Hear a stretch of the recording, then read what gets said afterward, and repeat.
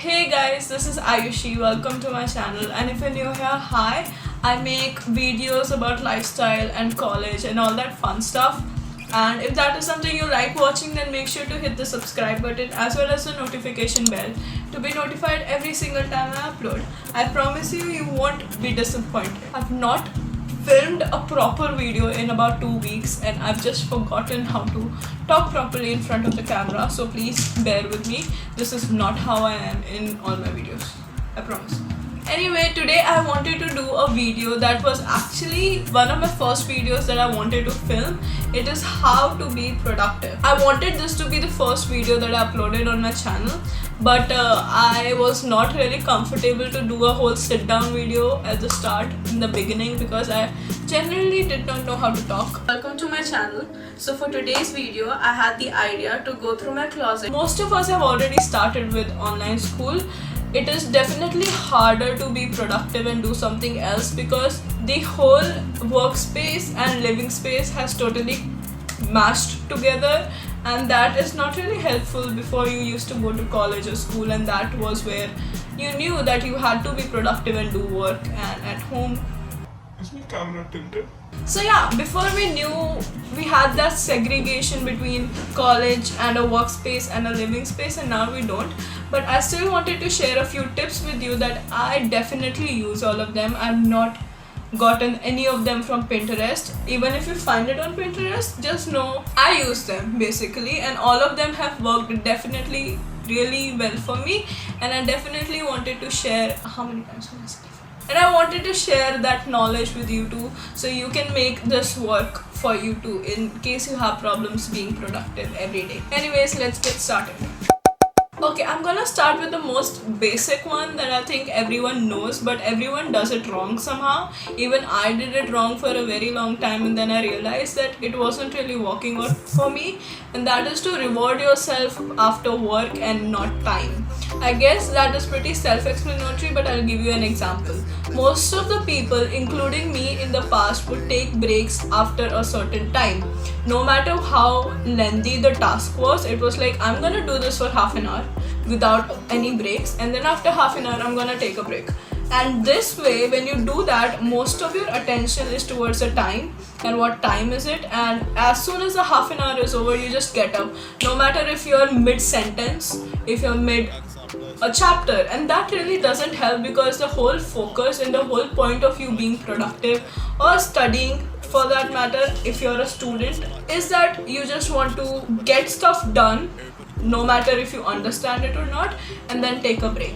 Instead of that, take breaks and reward yourself after doing a particular amount of work. I don't know how to give examples, but I guess you got the point. But I'm gonna do this much work and then I'm gonna take a break or reward myself. This generally works so much better because you're not gonna pay attention to the time the whole time. You're gonna be paying attention to the work you're doing and trying to get it done. Okay, this is how the human psychology works. You're just gonna work way better. You're gonna be more productive in a clean and aesthetic setting. I'm gonna show you two pictures. Look at this one and look at this one. Now decide for yourself where you're gonna obviously feel more productive and where you wanna actually sit and do your work. Even if now you don't have a proper prominent study space, take time, spend an entire day and plan out that space. Plan out where you want your laptop to be in case you're a student and taking online classes, and plan out where you want to keep your books, where you want to keep your stationery, and do that, because every day you're gonna get excited to sit at that aesthetic space and study, instead of it being a mess and half of the time you're looking for stuff, because then you're just not gonna be excited for it. So you need to make yourself excited, and the basic way to do that is to make your space aesthetic and make it fun to be in. Okay, the third point, again this is somehow related to the first one, but reward yourself with watching a series. Decide pre-study, pre-working, pre-being productive, what you want to do when you take those breaks. Because if you're taking a break and then you're spending half an hour thinking what you actually want to do, if you want to scroll on Instagram, if you want to watch a movie, then it's just not gonna make sense. So instead, before you start working, decide what you want to do in this break. And the best tip I have for you is to decide to watch a series. Now, I'm not talking about the series like Vampire Diaries or Gossip Girls that have 40 minutes episodes.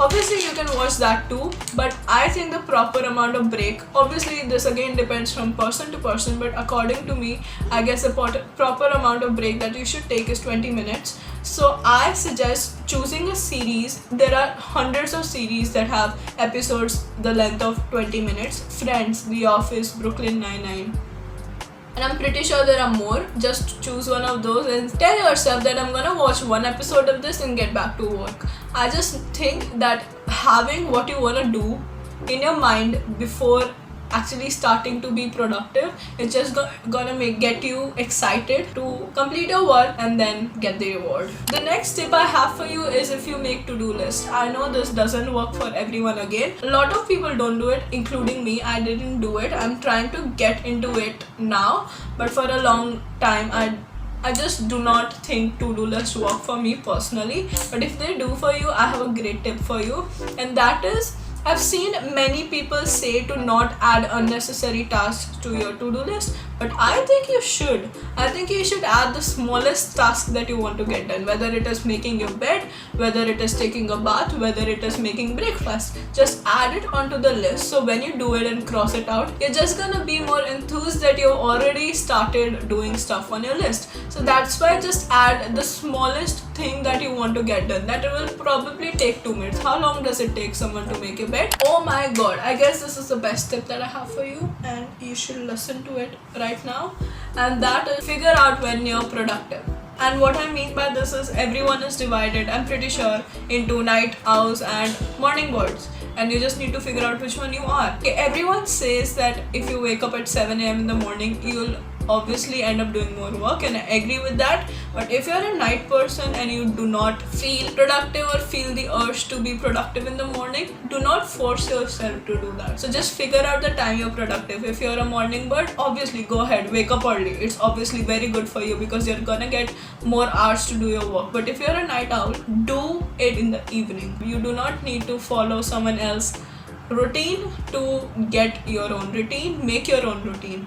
And if you want to become a morning bird, if you really think that if you're gonna wake up early in the morning, you're gonna be way more productive than you are now, then get in the routine. Get in the routine of waking up early every day, and then you're gonna get used to it and it's gonna feel really good. So yeah, that is my next point. The next thing are apps. Now again, as I already said before, human beings love when things are aesthetically pleasing, and one way to make your day more aesthetically pleasing is to download aesthetically pleasing apps for your everyday work. One app that I discussed in my other video, my first day of college video, go watch it if you haven't already, is my study life. Paige Kaser talked about that app on her channel, and I wanted to try it out, and I absolutely love that app. During the class, if the professor tells us an assignment, I just take my phone out and put it out and type it out and put the due date. So every time I check it, I'll know how many days I have to complete that assignment. And all the subjects are represented by different colors, which just makes it so much more aesthetically pleasing. I really think aesthetics play a huge role on you being productive instead of using a plain random app. The next app that everyone can use if they are into making to-do lists but do not like making it on paper, I use Microsoft To Do, which is again really good. You can change the colors of your background, and I've made my pink. I do put on some very important tasks that I have on there, and you can again set a reminder on it in case you want to be reminded when the task is due or when you want to get it done. So yeah, that is a good app that you can consider for yourself. I do find myself going on my phone a lot in between classes, and if that is the same problem with you, then I recommend blocking your apps. There are various apps that allow you to block your social media apps basically for a certain amount of time, and I'm gonna put some of them on the screen that you can use. The next point is again very important, and especially during this quarantine, it is the most important tip that I may have for you guys, and that is to separate your living and your working space. You had seen in various of my videos that I used to study on my bed and attend classes on my bed, but the thing with that was I always used the study bed table and I always used to study with that. So that way I still had an element on my bed that made me realize that this is my workspace, and when that table is not on my bed, then it is not my workspace. So you need the differentiating element between your workspace and living space. If you have a desk, which I do now and I'm so happy about it, force yourself to attend your classes or do work on your desk. No matter how much it is tempting you to go on your bed, just force yourself, because sooner or later you'll get into the routine of doing that. Okay, the next tip is, a lot of people look for motivation at different places, and the best place I believe for motivation is Pinterest. Just make a board, and every time you see a quote, add that quote into the board. And I'm pretty sure if you use Pinterest on the daily, you know what I mean. But if you don't and do not have the app, you can do the same thing with Instagram. Go onto Instagram and follow a bunch of inspirational quote pages, and yeah, every morning scroll through them so you get inspiration to get productive, because inspiration does play a lot of role. If you're not inspired to do something, then you're probably not gonna end up doing it and being productive. I'm gonna link my Pinterest down below, and I do have a board where I put in all my affirmations, and you can check that out if you do not want to make your own. The last tip, which is literally the most important tip that I've ever known in my entire life, is the 21-90 rule. I guess a lot of people know about it but don't really know about it at the same time, and if you do not know about me, let me enlighten you. So basically the 21-90 rule states that you only require 21 days to make a habit, and you require 90 days to make a lifestyle change. I'm gonna explain this to you in a very simple example. Let's take the simplest thing that there is. Literally the easiest thing to do is make your bed every morning. And the way you do it, at starting, obviously you will have to force yourself. Obviously for the first 1 week you're gonna be like not in the mood to do it, but just force yourself to do it. Do this with everything that you want to accomplish and inhabit. Let me give you an example of myself. Exercising. I am really bad at exercising every day. I have been trying for a very long time to do it, but I just do not reach that 21 days mark. Again, this mark may be different for some people. This is the average mark that people consider, that after 21 days you're gonna get so inhabited and so used to doing something that you're gonna do it for the rest of your life, or at least a very long time. And if you want to make a permanent lifestyle change, and if you want to inhabit exercising every single day for the rest of your life, then do it for 90 days. Okay guys, that was it for the points that I had. Most of these tips I already use in my day-to-day life, and I really hope this helps you out too and makes you work harder and be productive even when you do not want to. And I'll see you in the next one. Bye-bye. Talk to God, what he say? He said blessings coming my way.